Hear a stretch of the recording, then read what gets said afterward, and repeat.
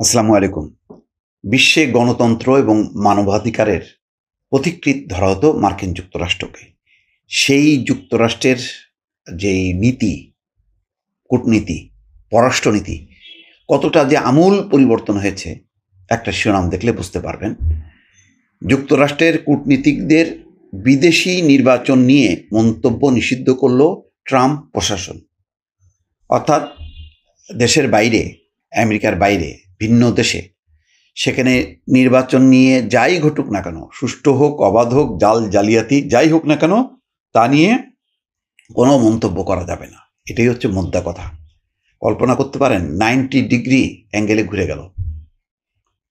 1 বছর আগেও বাইডেন প্রশাসন, আপনি দেখেন তাদের 4 বছরে তারা বারবার সারা বিশ্বে বলছেন যে আমরা গণতন্ত্র মানবাধিকার প্রতিষ্ঠার জন্য আমাদের যে মূলনীতি, আমাদের পররাষ্ট্রনীতির মূল নীতি হচ্ছে সকল দেশে গণতন্ত্র এবং মানবাধিকার প্রতিষ্ঠা করা।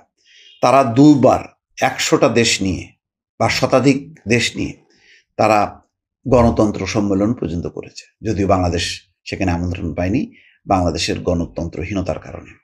আজকে যুক্তরাষ্ট্রের এই ভূমিকার ফলে পরিস্থিতি কি দাঁড়াবে কল্পনা করেন।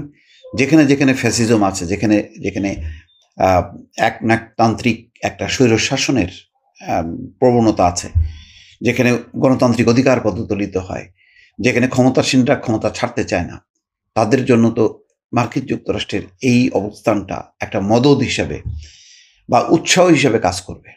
এখানে বলা হচ্ছে বিদেশে নিযুক্ত যুক্তরাষ্ট্রের কূটনীতিকদের আর ভিন দেশের নির্বাচন নিয়ে মতামত দিতে নিষেধ করেছেন দেশটির পররাষ্ট্রমন্ত্রী মার্কো রুবিও।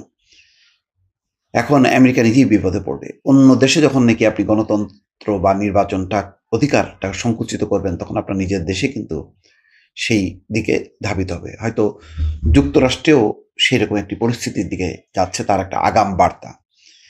রয়টার্সের হাতে আসা একটি আভ্যন্তরীণ নোট থেকে তথ্য জানা গেছে, এই সিদ্ধান্তের মধ্য দিয়ে বিভিন্ন দেশে নির্বাচনী স্বচ্ছতা এবং গণতন্ত্রের প্রসারে যুক্তরাষ্ট্রের অনুসরণ করে আসা দীর্ঘদিনের নীতিতে বড় ধরনের একটি পরিবর্তন আসলো। সেটাই বলছিলাম যে জাস্ট 1 বছর আগে বাইডেন প্রশাসনের কথা বলেন বা তারও আগে, তারা যেখানেই গণতন্ত্রহীনতা দেখেছে, জালিয়াতি নির্বাচন দেখেছে, সেখানে সেই সব দেশের উপর নিষেধাজ্ঞা দিয়েছে, আরও অনেক রকম সাহায্য বন্ধ করে দিয়েছে, অনেক রকম।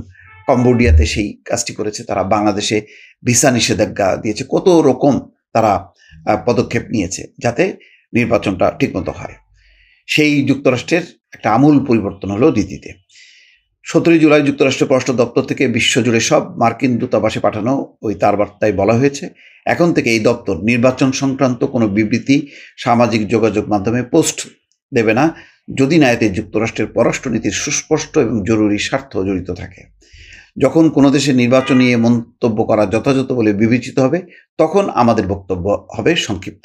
যদি মনে করে বিজয়ী প্রার্থীকে অভিনন্দন জানানো এবং প্রয়োজনে অভিন্ন পররাষ্ট্রনীতির স্বার্থের উল্লেখ করার মধ্যে তা সীমাবদ্ধ থাকবে বলা হয়েছে সংবেদনশীল চিহ্নিত এই বার্তায় বলা হচ্ছে, বিদেশের কোনো নির্বাচনী প্রক্রিয়ার স্বচ্ছতা, গ্রহণযোগ্যতা কিংবা সংশ্লিষ্ট দেশের গণতান্ত্রিক মূল্যবোধের উপর মন্তব্য করা থেকে বিরত থাকতে হবে।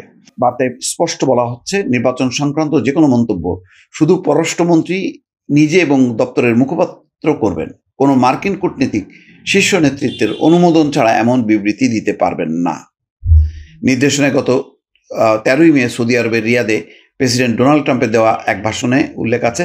সেই ভাষণে ট্রাম্প বলেন, মধ্যপ্রাচ্যের দেশগুলোর আভ্যন্তরীণ বিষয়ে কিভাবে শাসন চলবে তা পশ্চিমা হস্তক্ষেপকারীরা বলে দিচ্ছে, এমনটা আর চলবে না। যুক্তরাষ্ট্র এখন সে পথে আর হাঁটছে না, বরং অংশীদারত্ব বাড়াতে চাচ্ছে। নির্দেশনায় বলা হচ্ছে, যুক্তরাষ্ট্র তার নিজস্ব গণতান্ত্রিক মূল্যবোধে অটল থাকবে এবং অন্য কোনো দেশে সেই পথ বেছে নিলে তা উদযাপন করবে। তবে প্রেসিডেন্ট স্পষ্ট করেছেন, এখন যুক্তরাষ্ট্র তার কৌশলগত স্বার্থ যেখানে মেলে সেখানে অংশীদারত্ব করতে আগ্রহী।